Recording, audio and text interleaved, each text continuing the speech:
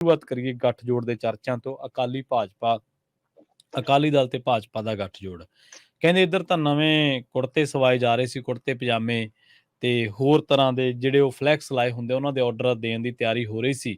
ਪਰ ਦੂਜੇ ਪਾਸੇ ਕਹਿੰਦੇ ਬ੍ਰੇਕਾਂ ਪੈ ਗਈਆਂ, ਗੱਠਜੋੜ ਹੋਣ ਤਾਂ ਜਾ ਰਿਹਾ ਸੀਗਾ, ਸੀਟਾਂ ਦੀ ਵੰਡ ਵੀ ਤੈਅ ਸੀ ਤੇ ਕੇਂਦਰੀ ਕੈਬਨਿਟ ਦੇ ਵਿਭਾਗਾਂ ਦੀ ਵੰਡ ਵੀ ਤਕਰੀਬਨ ਤੈਅ ਹੋ ਚੁੱਕੀ ਸੀ।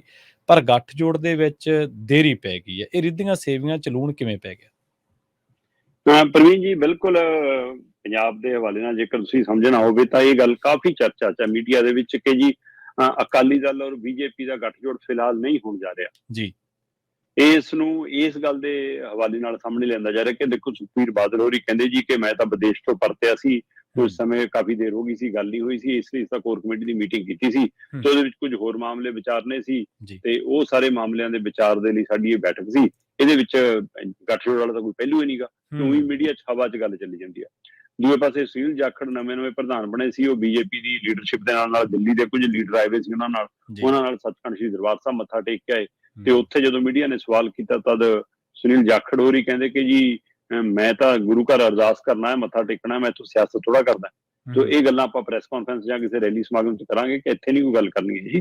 ਪਰ ਜਿਹੜੇ ਨਾਲ ਵਾਲੇ ਲੀਡਰ ਸੀ ਉਹਨਾਂ ਚੋਂ ਕੁਝ ਨੇ ਕਿਹਾ ਕਿ ਨਹੀਂ ਜੀ, ਕਿੱਥੇ ਗੱਠਜੋੜ, ਅਸੀਂ 13 ਸੀਟਾਂ ਤੇ ਲੜਾਂਗੇ, ਕੋਈ ਗੱਠਜੋੜ ਨਹੀਂ। ਸੋ ਹੁਣ ਇਸ ਹਵਾਲੇ ਨਾਲ ਕਿ ਸੁਖਬੀਰ ਬਾਦਲ ਵੀ ਕਹਿੰਦੇ ਆ, ਬੀਜੇਪੀ ਦੇ ਲੀਡਰ ਵੀ ਕਹਿੰਦੇ ਕਿ ਗੱਠਜੋੜ ਨਹੀਂ ਹੋਣ ਜਾ ਰਿਹਾ, ਪਰ ਹਕੀਕਤ ਦੇ ਵਿੱਚ ਗੱਠਜੋੜ ਤੈਅ ਹੋ ਚੁੱਕਿਆ ਜੀ। ਗੱਠਜੋੜ ਦੀ ਰੂਪ ਰੇਖਾ, ਬਣਤਰ, ਉਹਦਾ ਢੰਗ ਤਰੀਕਾ, ਸੀਟਾਂ ਦੀ ਵੰਡ, ਸਾਰੇ ਫਾਰਮੂਲੇ ਤੈਅ ਹੋ ਗਏ ਆ ਜੀ। ਇੱਥੋਂ ਤੱਕ ਕਿ ਦੋ ਅਹਿਮ ਸ਼ਰਤਾਂ ਦੇ ਉੱਤੇ ਵੀ ਮਤਲਬ ਸਹਿਮਤੀ ਬਣ ਗਈ ਹੈ ਕਿ ਠੀਕ ਹੈ, ਜੇਕਰ ਬਸਪਾ ਅੱਡ ਹੁੰਦੀ ਹੈ ਤਾਂ ਕਿਹੜੇ ਸ਼ਰਤਾਂ ਦੇ ਤਹਿਤ ਆਪਾਂ ਇਕੱਠੇ ਲੜਨਾ, ਜੇ ਅੱਡ ਨਹੀਂ ਹੁੰਦੀ ਤਾਂ ਕਿਵੇਂ ਲੜਨਾ। ਆਪਾਂ ਉਸ ਦਿਨ ਵੀ ਗੱਲ ਕੀਤੀ ਕਿ ਉਸ ਦਿਨ ਇਹ ਵੀ ਤੈਅ ਕਰ ਲਿਆ ਸੀ ਕਿ 7-5 ਕਰ ਲਓ ਚਾਹੇ 7-6 ਕਰ ਲਓ, ਪਰ ਅਜੇ ਵੀ ਅਕਾਲੀ ਦਲ ਇਸ ਗੱਲ ਤੇ ਹੈ ਕਿ ਨਹੀਂ 8-5 ਕਰਾਂਗੇ। ਠੀਕ ਹੈ, ਕਿ ਤੁਸੀਂ 3 ਦੀਆਂ 4 ਕਰ ਲਓ, ਜੇ ਇੱਕ ਬਸਪਾ ਦੇਣੀ ਵੀ ਤੁਹਾਡੇ ਵਾਲੇ ਚੋਂ ਦੇ ਦਾਂਗੇ। ਉਹ ਕਹਿੰਦੇ ਨਾ, ਸਾਨੂੰ 6 ਦਿਓ, ਤੁਸੀਂ 7 ਰੱਖ ਲਓ, ਫਿਰ ਐਂ ਕਰ ਲਓ। ਉਹ ਕਹਿੰਦੇ ਕਿ ਨਹੀਂ, ਫਿਰ ਐਂ ਕਰੋ, ਫਿਲਹਾਲ 8-5 ਤੇ ਆ ਜਾਓ ਕਿ 8 ਸਾਨੂੰ 5 ਤੁਹਾਨੂੰ, ਅਸੀਂ ਆਪਣੇ ਵਾਲੇ ਦੇ ਵਿੱਚੋਂ ਇੱਕ ਬਸਪਾ ਨੂੰ ਛੱਡਣਾ ਹੀ ਛੱਡਣਾ ਹੋਊਗਾ, ਮਤਲਬ 7-5 ਇੱਕ ਹੋ ਜਾਊਗਾ ਫਿਰ। ਠੀਕ ਹੈ। ਸੋ ਇਹ ਸਾਰੇ ਫਾਰਮੂਲਿਆਂ ਤੇ ਗੱਲ ਚੱਲ ਰਹੀ ਸੀ। ਇਸ ਦੇ ਨਾਲ ਇੱਥੋਂ ਤੱਕ ਕਿ MLA ਦੀਆਂ ਸੀਟਾਂ ਨੂੰ ਲੈ ਕੇ ਵੀ ਪਹਿਲ ਕਦਮੀ ਹੋਈ ਕਿ ਅੱਗੇ ਪਿਛਲੇ ਜਿਹੜੀਆਂ ਸੀਗੀਆਂ 23 ਸੀਟਾਂ ਤੇ ਲੜਦੀ ਸੀ ਬੀਜੇਪੀ, ਤੇ ਅਕਾਲੀ ਦਲ ਲੜਦਾ ਸੀ 94 ਤੇ।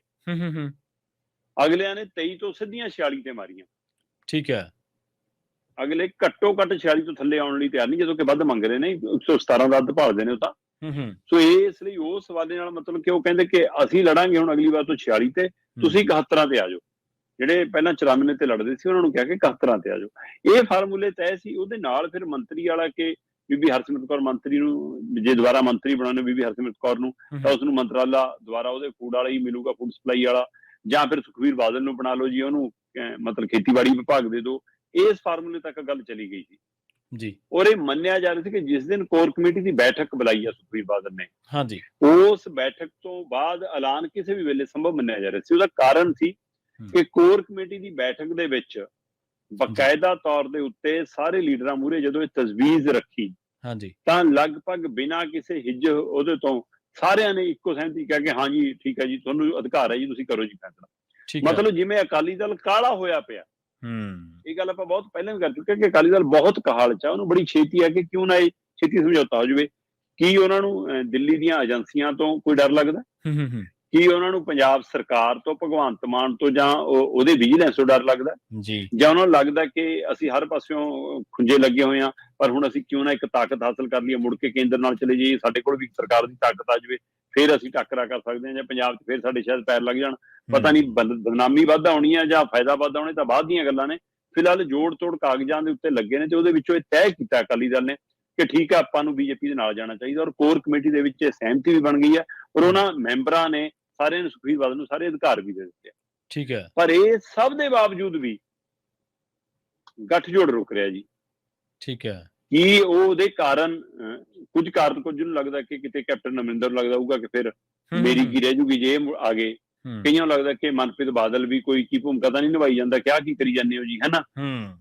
ਤੇ ਕਈ ਕਹਿੰਦੇ ਕਿ ਮਨਜਿੰਦਰ ਸਿੰਘ ਸਰਸਾ ਜਿਹਨੇ ਸੁਪਨੇ ਸਜੋਈ ਬੈਠਾ ਸੀਗਾ, ਉਹਦੇ ਸੁਪਨਿਆਂ ਤੇ ਪਾਣੀ ਫਿਰ ਰਿਹਾ ਕਿ ਪੰਜਾਬ 'ਚ। ਮੈਂ ਸੋਚਦਾ ਸੀ ਕਿ ਜੇ ਕੇਜਰੀਵਾਲ ਜਾ ਸਕਦਾ ਉੱਥੇ ਤੱਕ ਮੈਂ ਵੀ ਜਾਊਂਗਾ, ਜੇ ਰਾਘਵ ਚੱਡਾ ਪਹੁੰਚ ਸਕਦਾ ਸ਼ਾਇਦ ਮੈਂ ਹੀ ਪਹੁੰਚ ਜੂੰਗਾ। ਸੋ ਇਸ ਲਈ ਉਹ ਤੋਂ ਵੀ ਗਾਂ ਭਗਵੰਤ ਮਾਨ ਵਾਲੀ ਕੁਰਸੀ ਤੱਕ ਦੇ ਸੁਪਨੇ ਲੈਂਦਾ ਸੀ। ਕਹਿੰਦੇ ਉਹਨੂੰ ਉਹ ਤਾਂ ਨਹੀਂ ਰੋੜੇ ਲਾ ਰਿਹਾ। ਪਰ ਇਹ ਸਭ ਦੇ ਪਿੱਛੇ ਜਿਹੜਾ ਕਾਰਨ ਹੈ ਪ੍ਰਵੀਨ ਜੀ, ਜੀ ਕਿਉਂਕਿ ਕੈਬਨਿਟ ਦਾ ਵਿਸਤਾਰ ਰੁਕ ਗਿਆ, ਹੂੰ ਤੇ ਕੈਬਨਿਟ ਦਾ ਵਿਸਤਾਰ ਇਸੇ ਕਾਰਨ ਰੁਕਿਆ ਕਿ ਜੇਕਰ ਇਹ ਗੱਠਜੋੜ ਹੁੰਦਾ ਤਾਂ ਹੁਣੇ ਨਾਲ ਹੀ ਲੈ ਲਈਏ ਬੀਬੀ ਹਰਸਿਮਰਤ ਨੂੰ ਜਾਂ ਸੁਖਬੀਰ ਨੂੰ, ਜਿਹਨੂੰ ਵੀ ਲੈਣਾ। ਜੀ ਸੋ ਉਹ ਰੁਕਿਆ, ਪਰ ਉਹਦੇ ਪਿੱਛੇ ਜਿਹੜਾ ਗੱਠਜੋੜ ਦਾ ਕਾਰਨ ਰੁਕਿਆ ਉਹ ਹੈ ਜੀ ਸਿਵਲ ਕੋਡ।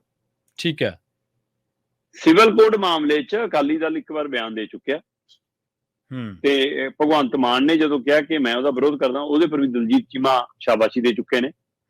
ਸੋ ਇਸ ਲਈ ਸਿਵਲ ਕੋਡ ਮਾਮਲੇ ਦੇ ਵਿੱਚ ਉਧਰ ਕੇਂਦਰ ਇਸ ਤੋਂ ਪਿੱਛੇ ਹਟਣ ਨੂੰ ਤਿਆਰ ਨਹੀਂ, ਉਹ ਆਦੀਵਾਸੀਆਂ ਨੂੰ ਤਾਂ ਉਹਨੇ ਚੋਂ ਬਾਹਰ ਰੱਖਣਾ ਚਾਹੁੰਦਾ। ਆਪਾਂ ਪਹਿਲਾਂ ਹੀ ਗੱਲ ਕਰਾਂਗੇ, ਟਾਰਗੇਟ ਤਾਂ ਕੁਝ ਹੋਰ ਹੈ ਉਹਦਾ।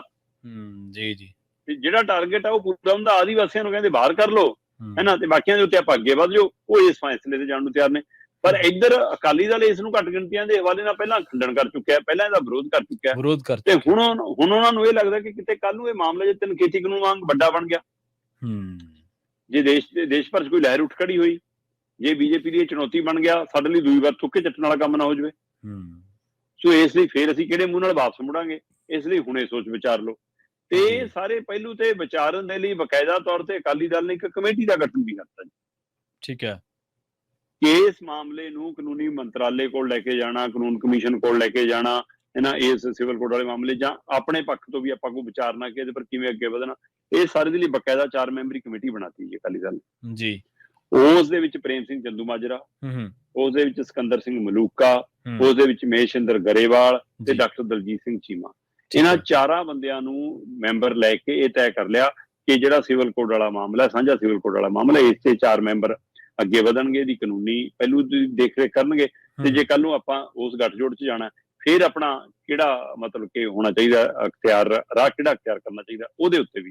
ਸੋ ਉਧਰ ਕਹਿੰਦੇ ਜੀ ਨਰਿੰਦਰ ਮੋਦੀ ਰੋਕ ਕੇ ਬੈਠੇ ਨੇ ਆਪਣੇ ਕੈਬਨਿਟ ਦਾ ਵਿਸਤਾਰ, ਇੱਧਰ ਗੱਠਜੋੜ ਸਾਰਾ ਤੈਅ ਹੋ ਗਿਆ, ਸ਼ਰਤਾਂ ਤੈਅ ਹੋ ਗਈਆਂ, ਸੀਟਾਂ ਦੇ ਪਹਿਲੂ ਤੇ ਤਾਂ ਅਗਲਿਆਂ ਨੇ ਵੰਡ ਲਈਆਂ ਪ੍ਰਵੀਨ ਜੀ। ਠੀਕ ਹੈ, ਪਰ ਸਵਾਲ ਤਾਂ ਇਹ ਵੀ ਖੜਾ ਹੈ ਕਿ ਜੇ ਕੱਲ ਨੂੰ ਸੀਟਾਂ ਹੀ ਵੱਧ ਗਈਆਂ, ਫਿਰ ਫਾਰਮੂਲਾ ਕਿੱਥੇ ਨਵਾਂ ਬਣੂਗਾ, ਕਿ ਕੀ ਆਉਂਦੀਆਂ 2024 'ਚ ਸੀਟਾਂ ਵੱਧ ਜਾਣਗੀਆਂ, ਕਿਉਂਕਿ ਆਪਾਂ ਨਵੀਂ ਸੰਸਦ ਦੇ ਹਵਾਲੇ ਜਦੋਂ ਦੇਖਦੇ ਹਾਂ ਤਾਂ ਕੁੱਲ ਲੋਕ ਸਭਾ ਸੀਟਾਂ 'ਚ ਵਾਧਾ ਹੁੰਦਾ। ਹਾਂਜੀ ਤਾਂ ਉਹ ਲੋਕ ਸਭਾ ਸੀਟਾਂ ਦੇ ਹਵਾਲੇ ਨਾਲ ਪੰਜਾਬ ਦੀਆਂ ਸੀਟਾਂ ਵੀ ਦੱਸੀਆਂ ਜਾਂਦੀਆਂ ਕਿ 13 ਤੋਂ ਵੱਧ ਕੇ 20 ਜਾਂ 21 ਹੋ ਸਕਦੀਆਂ। ਜੀ ਜੀ। ਜੇ ਮੈਂ 20 ਦੀ ਵੀ ਗੱਲ ਕਰਾਂ ਤਾਂ 20 ਦੇ ਹਿਸਾਬ ਨਾਲ ਵੀ ਮਤਲਬ ਕਿ 117 ਵਾਲੀਆਂ ਸੀਟਾਂ ਵੱਧ ਕੇ 180 ਹੋ ਜਾਣੀਆਂ ਜੀ। ਤੇ ਇੱਕ ਲੋਕ ਸਭਾ ਦੇ ਅਧੀਨ 'ਚ 9 ਆਉਂਦੀਆਂ ਨੇ ਵਿਧਾਨ ਸਭਾ ਹਲਕੇ, ਤੇ ਜੇ 20 ਬਣਦੀਆਂ ਨੇ ਤਾਂ 180 ਸਾਡੇ ਵਿਧਾਨ ਸਭਾ ਹਲਕੇ ਹੋ ਜਾਣੇ। ਫਿਰ ਕੀ 180 ਦੇ ਫਾਰਮੂਲੇ ਤੇ ਲੜਨਗੇ ਅਕਾਲੀ ਦਲ ਔਰ ਬੀਜੇਪੀ? ਜੇ 117 ਰਹਿੰਦੀਆਂ ਨੇ ਤਾਂ ਕੀ ਇਹ ਤੈਅ ਆ ਕਿ 71 46 ਤੇ ਲੜਨਾ? ਤਾਂ ਕੀ ਇਹ ਤੈਅ ਆ ਕਿ 8 ਔਰ 5 ਦੇ ਫਾਰਮੂਲੇ ਤੇ ਲੋਕ ਸਭਾ ਚੋਣ ਲੜਨੀ ਹੈ? ਸੋ ਇਹ ਸਾਰੇ ਆਉਣ ਵਾਲਾ ਸਮਾਂ ਦੱਸੇਗਾ, ਪਰ ਗੱਠਜੋੜ ਤੈਅ ਆ ਜੀ, ਉਹਦੀ ਰੂਪ ਰੇਖਾ ਤੈਅ ਆ, ਉਹਦੀ ਬਣਤਰ ਤੈਅ ਆ। ਬਸ ਜਿਹੜਾ ਮਾੜਾ ਜਿਹਾ ਅੜਿੱਕਾ ਲੱਗਿਆ ਉਹ ਸਿਵਲ ਕੋਡ ਵਾਲੇ ਮਾਮਲੇ ਕਰਕੇ ਲੱਗਿਆ, ਔਰ ਉਹ ਵੀ 1-2 ਦਿਨਾਂ ਦੇ ਵਿੱਚ ਉਹ ਤੋਂ ਵੀ ਬਾਹਰ ਆ ਕੇ ਐਲਾਨ ਕਿਸੇ ਵੀ ਵੇਲੇ ਹੋ ਸਕਦਾ।